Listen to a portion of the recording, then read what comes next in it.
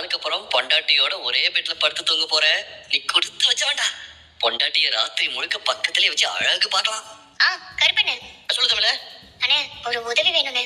என்னம்மா என்கிட்ட போய் உதவின்னு கேட்டுக்கிட்டு என்னன்னு சொல்லுமா, பழக்கம் செஞ்சு போறேன். அவுட் ஹவுஸ்ல நான் ஒரு கட்டில தூங்கிட்டு இருப்பேன்ல. ஆமா.